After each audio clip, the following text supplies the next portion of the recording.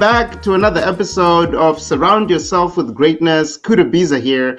And as the title said, surround yourself with greatness. Today, I am surrounded by greatness all the way from London, United Kingdom, Ishveen Jolly.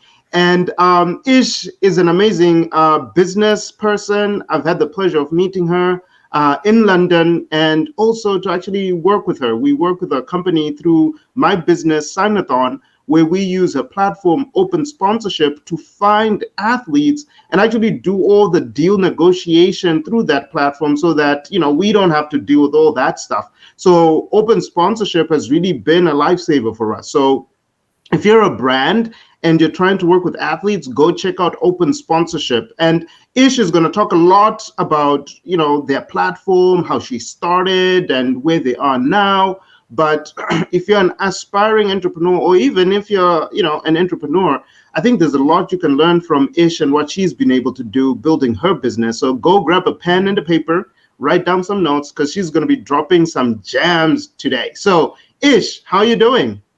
Good, thanks, Kuda. Nice to be on. Yes. How is London? What are you up to over there? Yeah, it's dark and grey and London. But no, it's good. It's good. I like it. Great. So Open Sponsorship, you started it, a couple of years ago, and your mission is to make, $60 billion or is to make the $60 billion sponsorship industry accessible to people. And you've done that through your marketplace, which is kind of like two-sided, right? One for the agents where they can put in, the athletes and whatnot, and also the brand side where the brands come in and, put in all their proposals.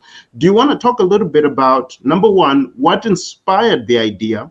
And also number two, where you guys are now in your journey in really opening up this sponsorship industry? Yeah, absolutely. So I was a management consultant first, and then I moved into the sports industry, and this was back in 2009, and fell into sponsorship, and I just fell in love with it. I was like, what a great form of marketing. Like the fact that you can buy your way onto the field of play or pay your favorite icon to promote your company or whatever else. And I thought it was brilliant, but I thought deal making was so archaic and just super old school, not accessible. It was all like a, old boys club. You were either in it or you didn't.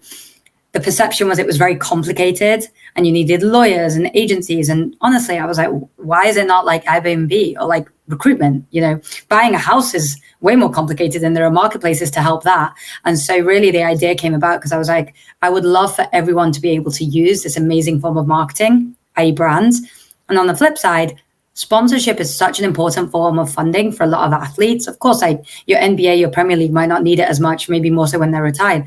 But there's a lot of Olympians, Paralympians who rely on sponsorship funding for getting through life. And so it didn't seem fair to me that it was so chance whether these deals happened or not. Mm-hmm. That's interesting. And when did you start Open Sponsorship? When did you start working on it? Oh, it's been a long time. So we've officially launched the platform in 2015. And then most entrepreneurs will realize it takes way longer than you think it will do, right? You're like, all right, here's my 1 year business plan. In 3 years, I'm going to be here. And then 3 years, you're like, wait, what happened? Where's the time gone? And so 2016, we got into 500 Startups, the accelerator out in San Francisco. Mm-hmm. So we moved out there. That's when I realized, running a company is a bit more like a science versus an art. I think everyone just is they were just lucky, but that's why YC 500, these accelerators do so well, because actually it's a process, right? And fundraising is a process, hiring is a process, marketing is a testing process. And so really I'd say we became a real company in 2016. Wow. So you've been at it for 6 years now.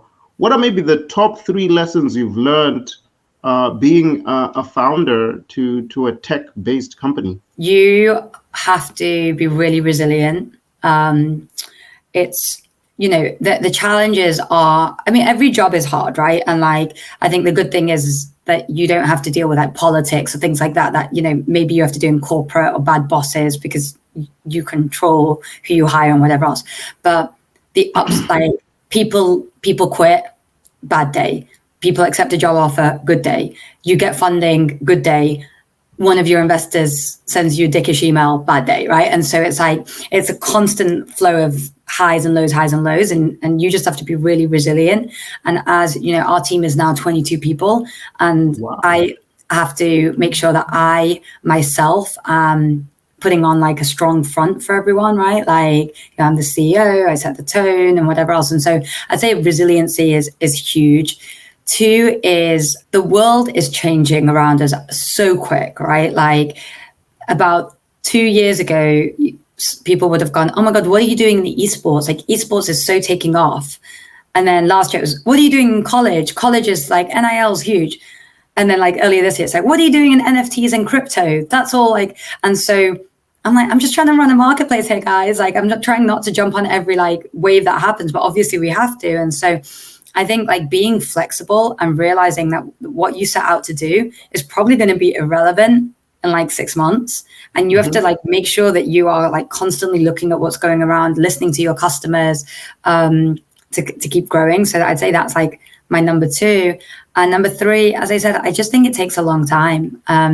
You know, most people think Facebook started whenever they joined, and they didn't realize it was around for like 5 years before they joined it usually. And so I'd say it takes time, and make sure that you're so passionate about the mission. Like I'm lucky that I love the sports industry. I love making change. I love building technology products. And so, but if any of those weren't there, like I don't know if I could have stuck it out for so long. That's interesting. Let's not talk about Facebook right now. I got clapped yesterday, options trading, because the market went really, really down. So I'm holding on to my option calls. Hopefully it'll rebound. But I think you raise a lot of points that are really interesting, which is, you know, a lot of people think like, you know, it's overnight success, but it's really 20 years in the making, right? You look into a lot of the big, great companies. It took a long time of testing, learning, pivoting until they found that winning formula. So I think being patient and resilient is something that's super important for you as an entrepreneur. Now, I want to talk about 3 athletes, and I want to just raise a couple of interesting points. So let me pick different sports. So let's take UFC. So let's take Conor McGregor. Tennis, let's take Roger Federer. And then let's do tennis again, because we just had the Australian Open. Let's take Naomi Osaka, so that we kind of like have a female in there. Do you know how much they made in 2021? Just out of curiosity, the 3 of them. No. Okay, I can tell you because I know. So Conor made 180 million last year. Naomi Osaka made 60 million, and Roger Federer made 90 million. Now, the question is, how much did they make on the field, and how much did they make off the field of that split? So let's start with Roger. Roger made 90 million. Of that 90 million, how much did he make on the field? Only 30,000, because he was pretty much injured the whole of the year, and you know, he made most of his money through sponsorship deals and so forth and so forth. Naomi Osaka, she made 60 million, 5 million on the court, 55 off the court. And Conor McGregor, he made 22 fighting and 158 through like his deals and so forth and so forth. So what a lot of people don't realize, and there's a Forbes report that kind of like breaks out all of these athletes showing how much they made on the field and off the field. And you'll be surprised that the bulk of the athletes make more money working with brands than they do actually playing the sport that they do. Yes, there are few athletes that, you know, they're not as recognized as Roger Federer and whatnot, and they don't get a lot of, deals. But the key point there is a lot of people think that, you know, if you're a top athlete or whatever, you know, the bulk of your money is going to come from the field. It might, but for a lot of the athletes, based on that Forbes report, it actually comes off the field. Now, what have you seen during COVID as kind of like the appetite for brands to actually do more of these brand partnership, especially considering that a lot of the sports, they were not playing, right? So you look into the English Premiership, they kind of like went through this lockdown period, and no teams were playing. And even when they started playing, fans were not allowed in the field. Did you see kind of like brands, dipping in terms of their appetite to work with athletes? Well, I think during COVID, there was like a few different dynamics at play. So brands became, a lot more cautious, right? Like either they weren't doing very well with sales, or if they were on the other extreme, they couldn't keep up with their sales and their supply chains were shot and whatever else, right? And so I think we saw a shrink in brand marketing dollars overall. So that led to some things. I would say actually for us, athletes became way more available, right? Like you said, they're not playing. They're not really, some of them, like the individual athletes, are not getting any income. And so they were way more active with us, right? Agents were reaching out to us being like, hey, can you get deals for my guys? I remember the MLB PAA signed up to our website and they were like, pre-COVID, all our guys wanted to just do like golf days, right? Like endorse, like appearances, but there's none of those. So yeah, we're going to have to do digital, which is obviously a lot of what we do is like that influencer-esque social stuff. And so I'd say like you got more supply, of course, a shrink in demand, but it wasn't that bad. Also, a few things that happened for us, which was great, is like back in the day, everyone would like spend their money with their agencies who wine and dine them.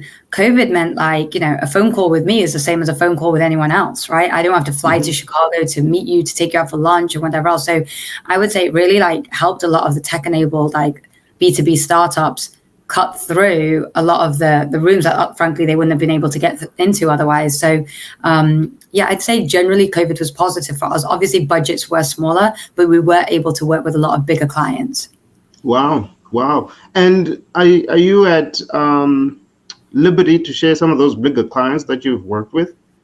Yeah, so we're now doing our, I think, 4th or 5th campaign with Walmart, which is obviously amazing. Levi's we picked up during COVID time, Foot Locker, Kroger we just signed as a client. So yeah, quite a few. Oh, congratulations. And what some of the athletes that are on your platform that, people would recognize? Do you guys have LeBron there and some of these big names? Yeah, we do. We have a lot of big names, but I would say that, I'm most proud of the athletes we've actually done deals for, because we have we're a marketplace. Like I'd love to be doing LeBron deals, but most people can't afford his check size.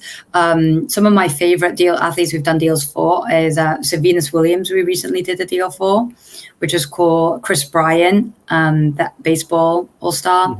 Draymond Green, I like him a lot. Like quite a lot in football, like Jamal Adams, RG3. I'm a big fan of. I think his content's amazing. So yeah, I think we've done like 10,000 deals now, so it's quite a lot. Cool. I thought you were going to say Kendrick Bourne. We did an event with you with Kendrick Bourne. Yeah, he's great. Yeah. Yeah. Who did we do? We've done like a couple with you. We did Kendrick Bourne and Jack Harrison in England. Jack Harrison. Yeah. We did that one as well. So we've been able to actually do some really cool stuff. Now let me tell you an interesting story since you raised up Jack. So the event we did with Jack through open sponsorship, we did a sign-a-thon event where fans can talk to him one-on-one. Yeah. And also he was signing memorabilia. So he signed all these Jack Harrison shirts. A couple of weeks ago, he scored a hat trick for me. And we sold out of all of the memorabilia. So it's kind of like, like literally, like as soon as he scored the hat trick, it's like orders were like coming in. So it's kind of like one of those where like, if an athlete really performs, you as the brand who's done an event with them can really experience a lot of upside. But there's also risk if he does something bad, right? But when he does do something good, you could literally just take off. And all of the inventory we had literally got cleaned out. So now we have to do another Jack Harrison event. So we'll probably be pinging you guys sometime soon to coordinate that. But it was something that was super interesting, that it actually does move the needle when you have the product, you have it available. And we also had the assets from the event, and we were able to literally, as he finished the game, we started pumping it out on social. And I think that also enabled us to to garner the success that we garnered, Yeah. because it was in the moment. All the fans were kind of like happy and excited about his performance. And oh, by the way, do you want an authentically signed Jack Harrison shirt? We have it. And boom, Brilliant. Yeah. it worked out for us. Now, what are some of the things that you see happening in the future within the sports sponsorship industry? Like, do you see any trends that will result in certain shifts? Do you think we need to be looking at the industry a little bit differently? Yeah. Our big one is that for too long, sports sponsorship, sports marketing has been like its own division, like a silo. So, at Target, you have a whole marketing team, and then you have like a sponsorship division. And like, that doesn't make sense, right? Like, why is your PR agency not using your sports assets? Why is your digital team not using your sports assets? Like, small companies are already doing this better, right? Because you as the CEO are like, how can I do everything with this, right? But so I think the trend we're seeing here is that more non-sponsorship departments are using us wisely. And I think that's like, for example, if you have a paid digital team, one of my favorite assets is from an athlete is to boost the post through their channel. I think I know you guys do it, like, it's really effective. So let's speak to the paid team about getting that done, and the deal should consist of that. So I think a big trend is just like looking at marketing 360 and saying, how can athletes and sports work within each spoke versus being its own little sponsorship division? That's interesting. And what are some of the challenges you guys are experiencing, and how are you guys overcoming it? I think, obviously, like, the whole aim of marketing is like test this and do this and then do something different. So given we are so tied to sports, one of our biggest challenges is like making sure that we get repeat usage. And so that's like something that we're focused on at the moment. We are doing more event and team sponsorship deals. So we just brought on a person on our team to do that. And I think that's because in recognition, like, okay, you might do an amazing campaign with athletes, but what's next? Right? Maybe you want to do that again in 3 months. What are you doing in between? Cool. Can we help you do like a sponsorship of a marathon or sponsor an NBA team? So I think that is quite interesting for us. And then, growing pains, right? Like hiring processes, that kind of stuff. Like, what should our account management team look like? What should their commission goals be? Like, just business stuff. That's interesting. So you guys just closed 4 million in your recent round. Talk to me about a couple of things. Number one, how easy or difficult was it? And how are you guys going to be using those funds to drive growth? And then number three, who are some of the people who participated in the round? Yeah. So there's one name that we can't disclose yet because we haven't officially launched it, but most of our round was closed prior to this. But so we raised 4.5 mil, led by David Blitzer, who owns the 76ers in Crystal Palace. And then we had like Eric Stern, former NBA commissioner David Stern's son, which was cool.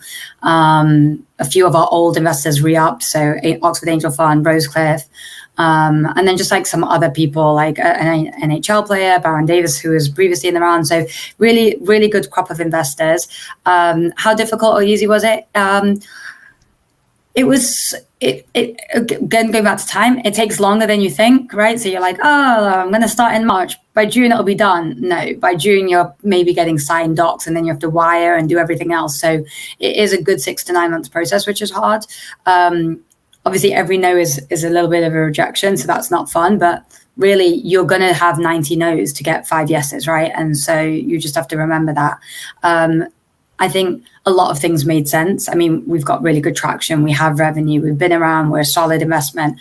Our management team is good. So I think the business made sense. So it was really just whether you think this is a big enough market, do you believe in our valuation and whatever else. So that it was a decent process. In terms of how we're using it, a lot of go-to-market, so sales and marketing, testing out new things, obviously updating our product to some extent, strategy kind of stuff. So we just opened an office in London to have 2 people already here, growing quite fast. So lots of exciting things that we're spending our money on. Yeah, well, congratulations. Raising capital is not easy. I've raised capital before, and I am now with other things I'm working on, and it's just always that process where you never know how long it's going to take, how difficult it's going to be, but when you finally do it, it feels amazing, and then you can really Yeah. roll up your sleeves and go out there and do it. Now, I never really like using the term like female founder because I feel like, you're a founder even if you're a guy or a lady. But what I would like for you to maybe unlock is, you're in a male dominated industry, right? I think that's a fact. How have you been able to really then just kind of like come in and hold your own within this space? Because, and the reason why I'm asking the question is that, there might be some ladies who are watching and they've, been hesitant or haven't really taken that step to move forward with their idea or, starting a business. So, as a founder, what are some of the things that you've done to make sure that, not only can you go into this, industry, but actually leave a very significant mark within the space? Yeah, I think I suppose going back to that first point of being resilient, right? So you will probably get more rejections than a male founder. It's natural that people think that you should like be your stereotype, right? So if I walk into a room for a VC pitch, they probably assume that I'm like created a new hair product or a beauty brand or fashion versus sports. And sometimes it can be quite hard. I obviously work in the US market. I have an English accent. I didn't grow up there. And it's like, really, like, this girl's going to come and disrupt sports. Like, are you kidding? So I think like that's the mindset, like that's challenging to get over. You just have to be resilient, and you may have to have more traction, right? Like the numbers have to speak, your knowledge has to be great. I don't think as many female founders can raise off a vision like some, those like Berkeley or Stanford, like engineers, male usually can do, because they're like, I'm going to build this. And everyone's like, yeah, sure you are. Whereas like, I think we have to prove ourselves a bit more. But also just not having imposter syndrome, right? Like a lot of it could be not from them, but from yourself, right? Like, are you limiting? Like we should have raised way before we did. Like we should have raised this round like 2 years ago, just before COVID.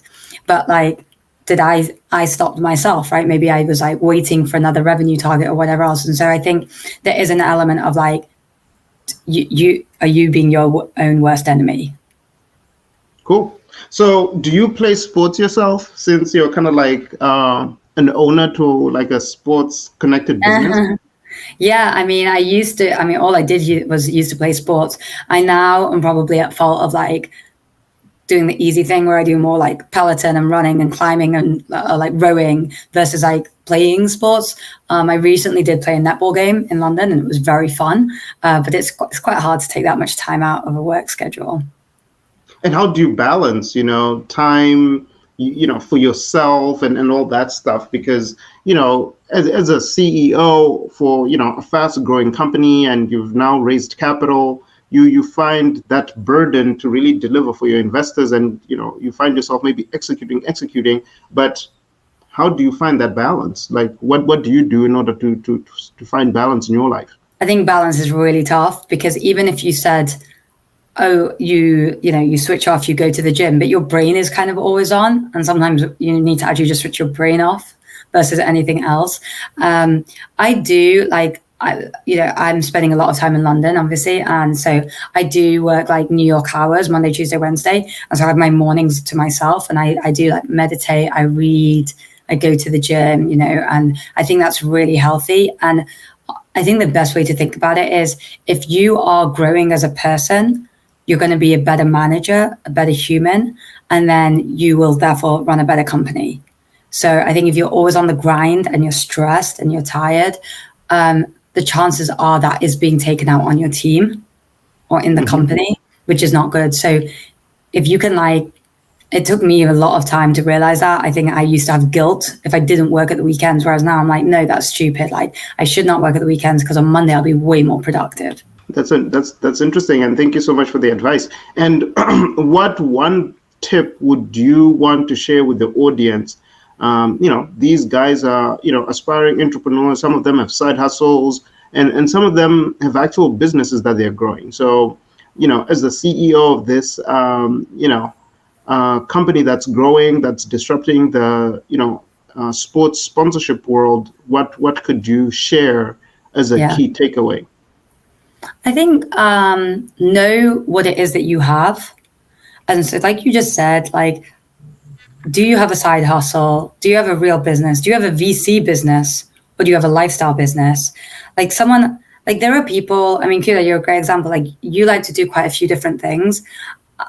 Maybe it's open sponsorship, but I've always been like this. I like to do one thing, right? But that means that this has to pay my bills. It has to pay my salary. Like, it has to be my future investment. And so I think know who you are and then know what you have. I think it's absolutely fine to have a side hustle, but then that is what it is. Or, I could never do that. Like, I remember people said, like, a lot of people ask, how did you know that you wanted to do this? Like, how are you ready to do it full time? And I was like, I just don't even think like that. Like, this is all I'm doing. Like, now when I have a cool business idea, I'm like, park it. I don't have time. I'm not the kind of person who's going to start something up on the side. So I just think, like, know what you have, and then, because that way, like, you won't try and turn your side hustle into a full-time business. And if you have a great lifestyle business, don't kill it by trying to go for VC. It doesn't make sense. Get a loan, right? Or raise debt or whatever else you need. So just know what you have and know what you want.